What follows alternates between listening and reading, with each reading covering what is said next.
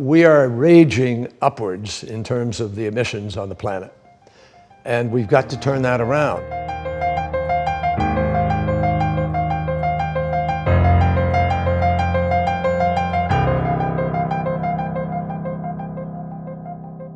Increasingly, I see CEOs of major companies around the world beginning to move spontaneously to commit their companies to net zero, to decide on whether, if they're an investment firm or bank, how much they can lend or what they can invest in climate-related emissions reduction activities. So I think there's a huge new market opening up. I think it's very exciting. And in my judgment, it's going to be the biggest market we've seen in the world since the Industrial Revolution. Do you have to drive that, like your work with other countries in setting emissions goals? Like, how does that tie into the private sector type trends that you're talking about? Well, the private sector will ultimately, obviously, make its own decisions. But what we're trying to do is galvanize groups of entities to come together in order to challenge other companies and other corporations. Why are we doing that? Because there's no way any government will find or has the trillions of dollars necessary to effect this transition. And when you add up the other entities that are coming to the table, we have the potential of huge amounts of capital going into alternative renewable fuels, possibly hydrogen exploration, get green hydrogen. You have the possibilities of storage of one kind or another, which could change the entire game. Just as people have for years in venture capital bet on some particular technology or disruption in the marketplace, that's going to happen now in the energy sector because people feel compelled to try to address this challenge. And governments are going to create incentives for some of that capital to move in certain directions. For instance, President Biden is planning to build 500,000 charging stations in America, which will certainly begin to make it more possible for people to feel good about buying electric and transitioning.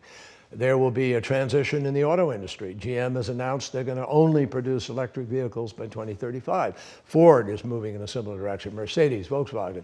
Car companies around the world are setting dates for when they will no longer be making an internal combustion engine. A lot of that is driven by market forces. Your job is to negotiate with the other countries of the world, presumably on emissions reduction targets. But you see, that affects the market force. That becomes the part of the transition in the market. If all of a sudden, I mean, what happened in Paris? 196 countries came together. They all decided they were each going to pursue their own plan, but they were all going to reduce emissions.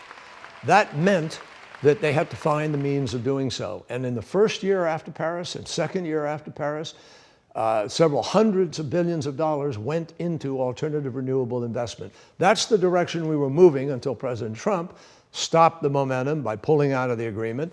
And he gave license to some reluctant countries to sort of pull back.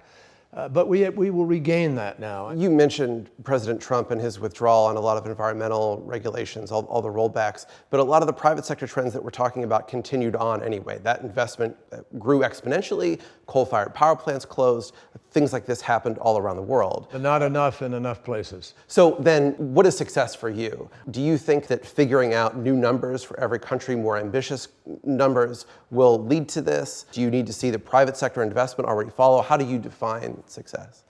Well, success will be the vast majority of nations coming to the table in Glasgow and putting down plans for how they're going to target net zero by 2050 and what they're going to do in 2020 to 2030 to be down paying on that goal. If we can get as I say, the vast majority of nations taking that seriously, that is success. And many scientists have said, the IPCC, which is the UN scientific arm that does the analysis, has said to us 2 years ago, we have about 12 years in front of us within which to make the critical decisions necessary to reduce the worst damage from the climate crisis. So that's it. We've used up 2 of those years. Not enough happened. We now have about 10 years or so within which to get the job done.